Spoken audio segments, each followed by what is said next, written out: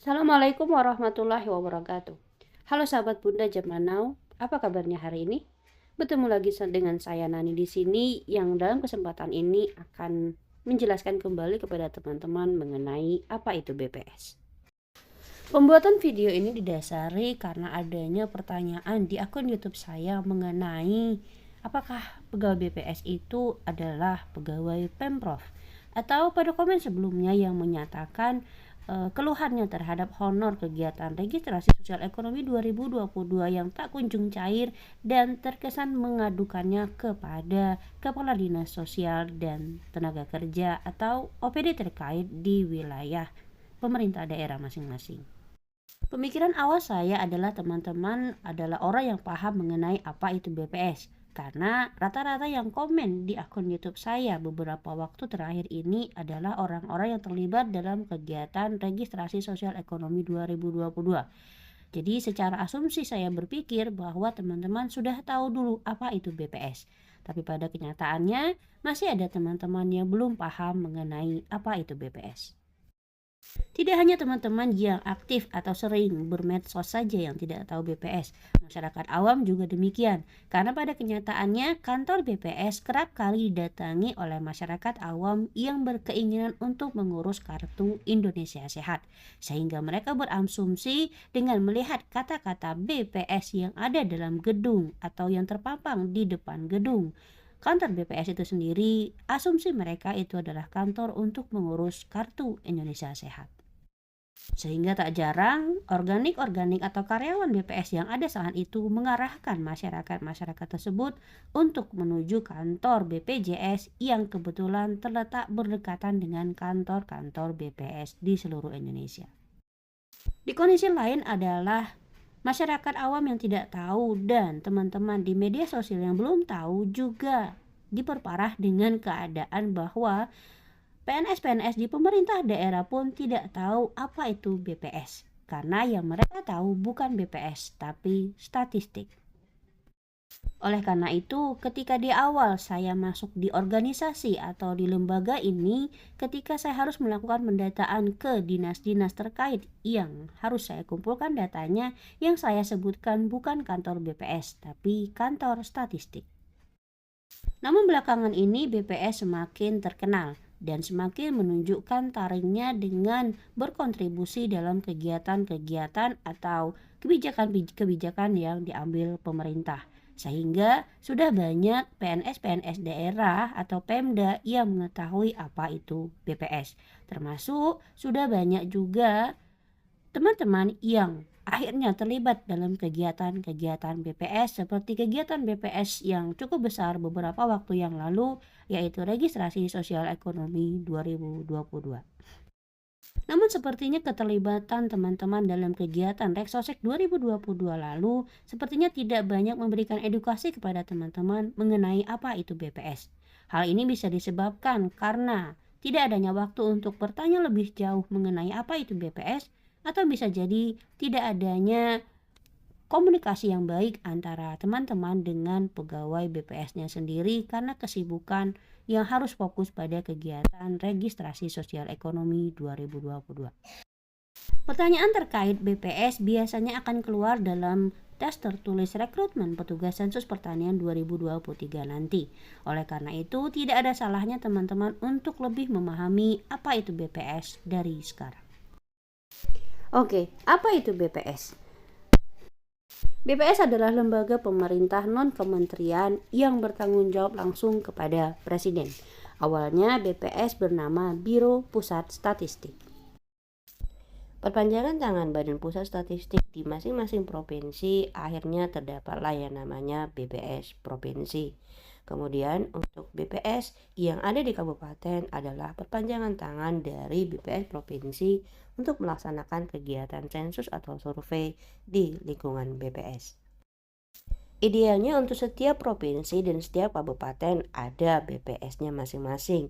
Namun untuk provinsi-provinsi atau kabupaten baru, keberadaan kantor BPS ini kemungkinan besar belum ada.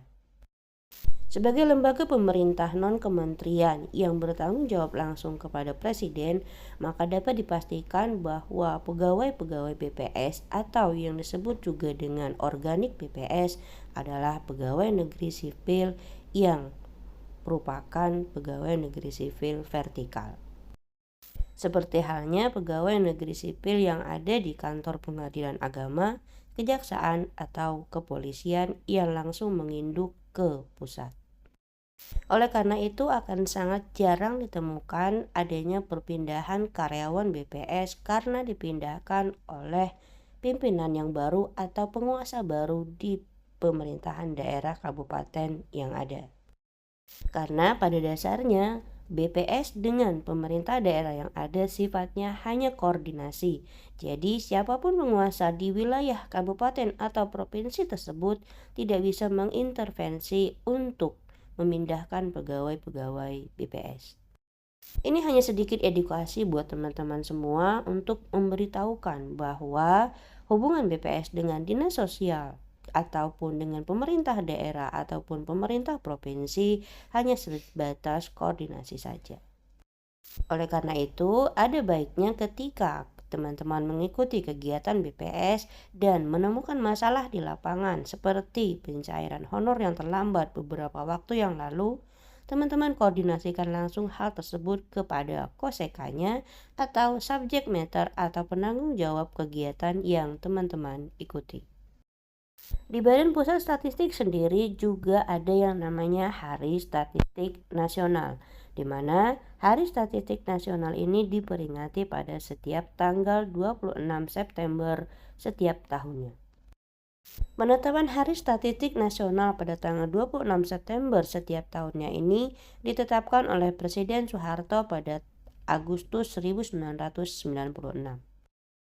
Di mana tanggal 26 September merupakan tanggal terbitnya Undang-Undang Statistik Nomor 7 Tahun 1960. Lalu apa kegiatan besar yang sering dilaksanakan di Badan Pusat Statistik? Pada dasarnya Badan Pusat Statistik itu melaksanakan sensus setiap beberapa tahun sekali dengan nama sensusnya yang berbeda-beda, di mana sensus penduduk adalah sensus yang dilaksanakan pada tahun yang berakhiran 0, sementara sensus pertanian adalah sensus yang dilaksanakan pada tahun yang berakhiran 3, dan sensus ekonomi adalah sensus yang dilaksanakan pada tahun yang berakhiran 6.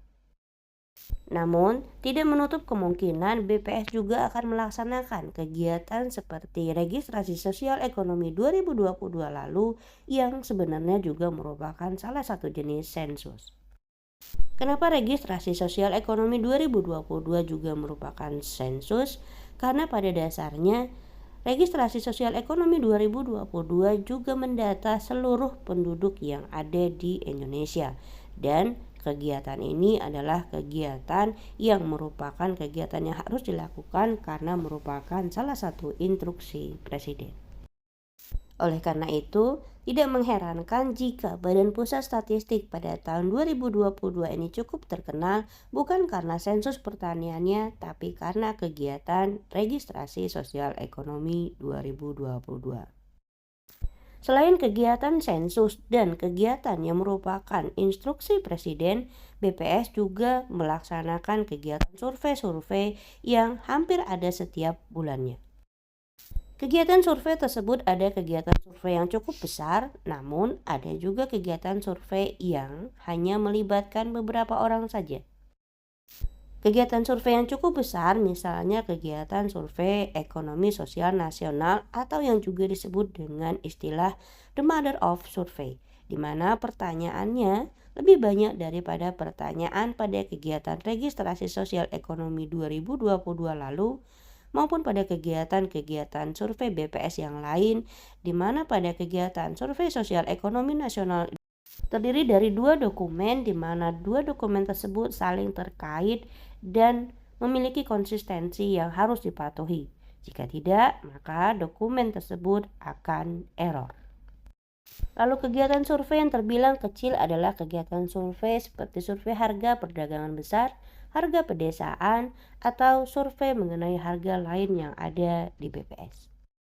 Dan perlu teman-teman ketahui bahwa pada kegiatan sensus pertanian 2023 nanti adalah kegiatan sensus pertanian yang dilaksanakan ke-7 kalinya di Indonesia. Semoga informasi dari saya ini bermanfaat. Tetap semangat, tetap berpikiran positif, dan jangan membuat orang lain mempengaruhi pikiran kita dengan aura negatif sehingga akan mempengaruhi kehidupan kita suatu saat nanti. Wassalamualaikum warahmatullahi wabarakatuh.